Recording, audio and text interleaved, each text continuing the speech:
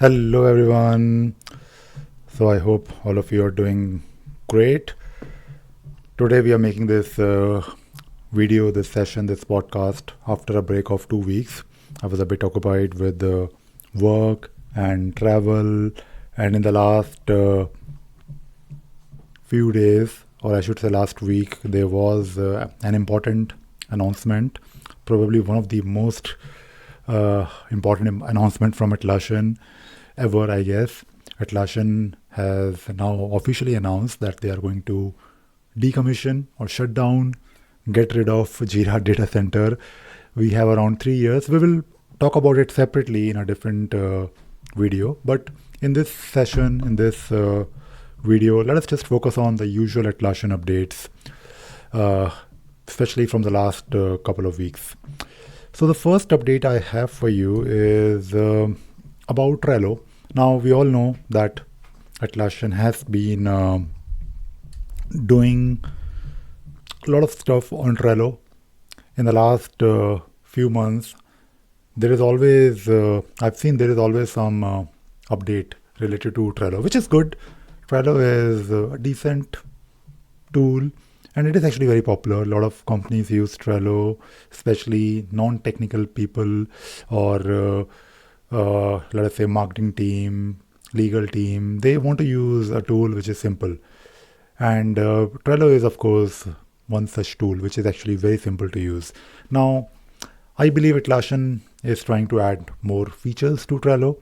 In this post from Alexandros, I believe he's the product manager of Trello.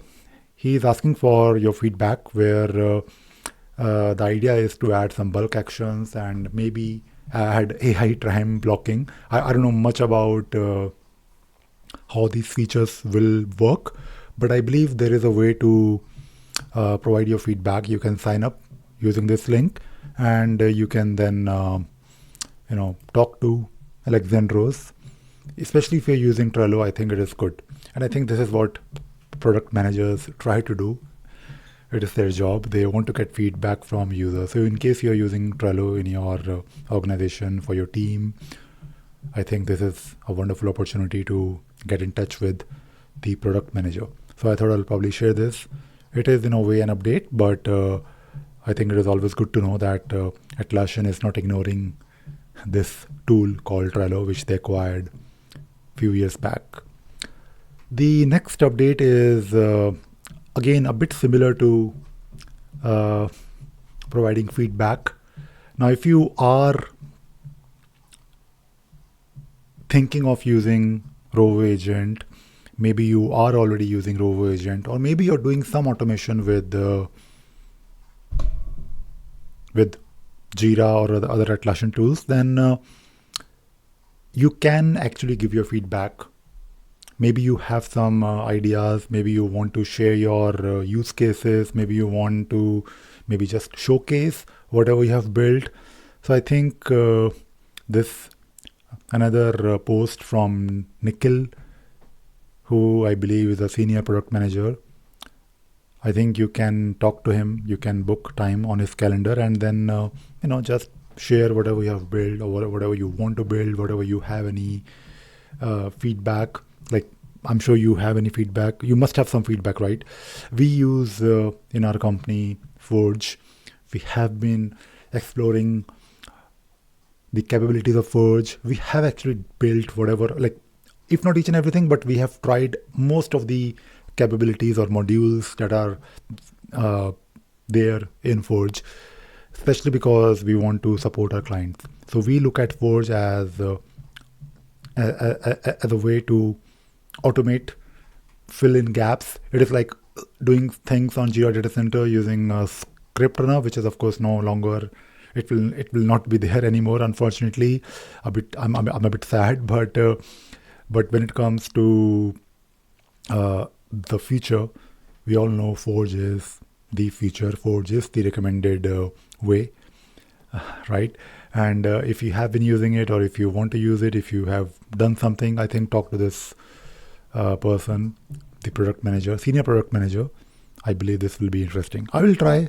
Maybe I mean, usually I am always busy with work, but in case someone in your team has time, I think you should encourage them to participate in this feedback session, I guess. The next update is about team profile page. Now, if you create a team, and if you have been trying to figure out how teams can be used, when I initially started using or tried using Teams, it was not, I found it not really useful. It was just some name with a group of people under it, but it was not really being used anywhere. But I believe that has changed and that is changing. So team feature in Jira, I think team itself is an interesting concept. We always had this concept of roles and then groups.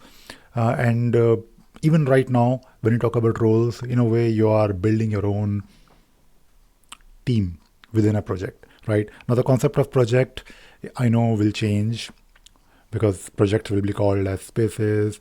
And then we have this new concept or this changing concept of team, the way teams will or should work. I think all of this will come together. You will be able to use this team feature where you can create a team of various people or maybe groups, and then you can use these teams hopefully somewhere effectively.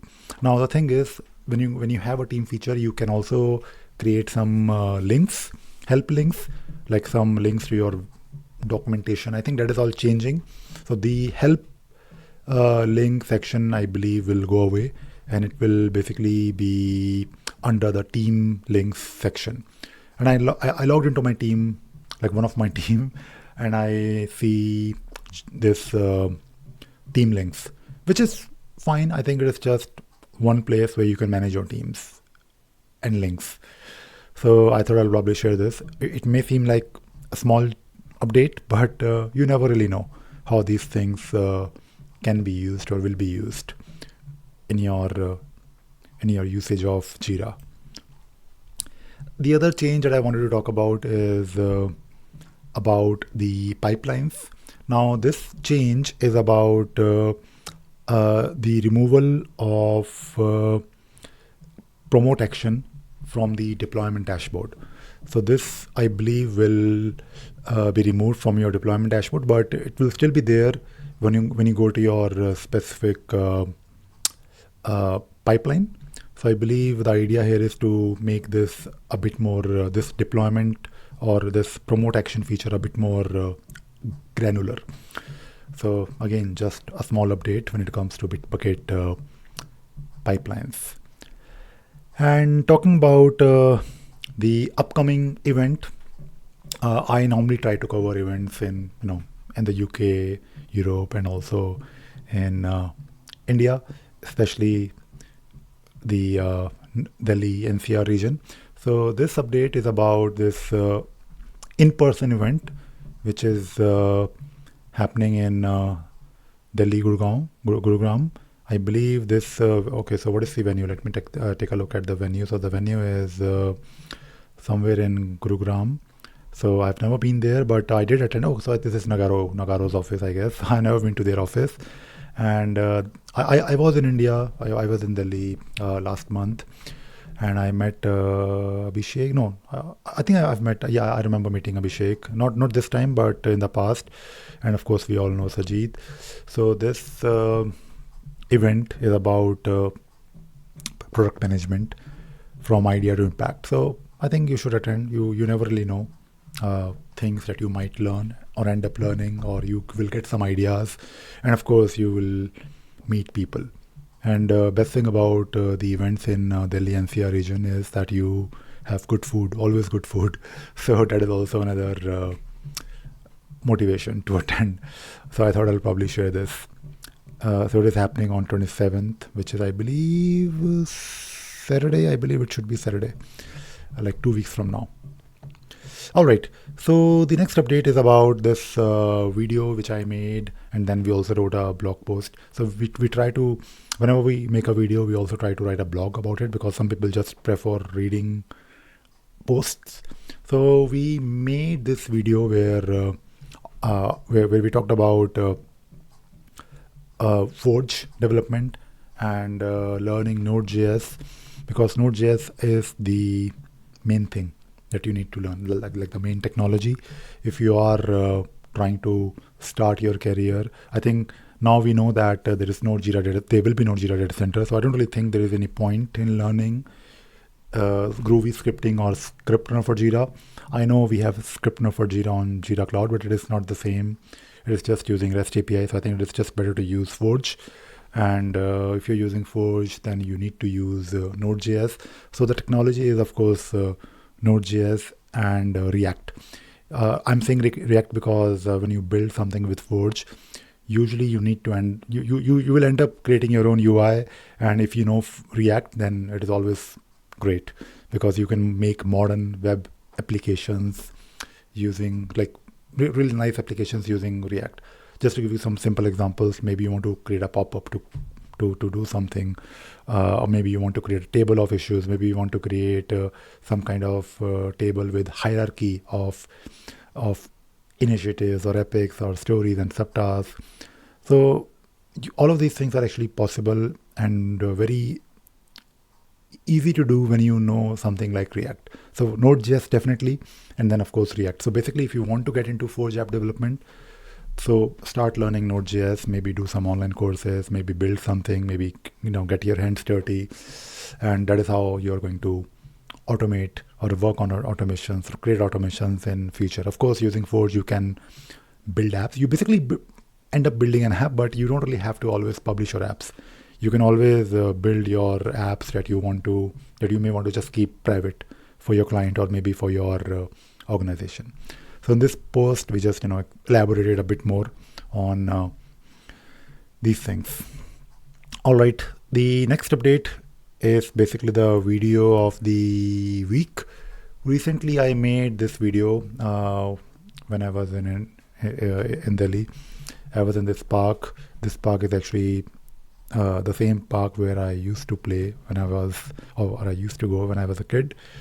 So I made this video, just a simple video where I talked about, is it really worth upgrading to Jira Premium? Now, of course, we have Jira Standard, then we have, of course, Jira Premium. Jira Premium has some advantages, but the short answer is that if you are like a decent sized company, like maybe more than 500 people, and you're growing, then I think it makes sense to use Jira Premium, because not only you will get the usual benefits of extra space and everything, but Jira Premium comes with advanced roadmaps, and you can create sandboxes. Usually you will have like most of the features on Jira Premium. But of course, if you just want to use Jira, the basic features of Jira, or I should say the normal standard features of Jira, then even standard will work. But especially for big companies, or I should say even for medium-sized companies who are actually growing, I think Jira Premium will make sense. So in this video, I just elaborated a bit more on this. So that is it for this week's update. I will try to make these update videos a bit more concise. I'll try to keep these videos within 15 minutes or less than 20 minutes. So you have, like maybe when you are having a tea, your morning tea or afternoon tea, you can actually just listen to this podcast or watch this video and get some updates. But all of these updates can also be found on my website, ravisagar.in. So if you go to ravisagar.in, you will find, of course, these update videos and, of course, the links and everything. So whatever I'm talking about right now in this session, don't worry about the links. I will share the links. Everything is here. And if you, of course, want to get these posts by email, then we have a newsletter. So just go to ravisagar.in and /newsletter. So you can subscribe to my newsletter, and you will get these updates by email. We don't really spam people. We usually send maybe usually one email per week. And it is, of course, very convenient. You just get the updates by email and you can read it. So I'm trying to share different ways by which you can consume these Atlassian updates. And I think especially in 2025, it is, I think, very important to stay in touch and always be up to date with whatever new is happening in the Atlassian ecosystem. All right, that is it. That is all I wanted to talk about in this session, in this video, in this podcast. I hope you enjoyed watching and listening to this session and you learned something new today. Thank you very much. Bye-bye.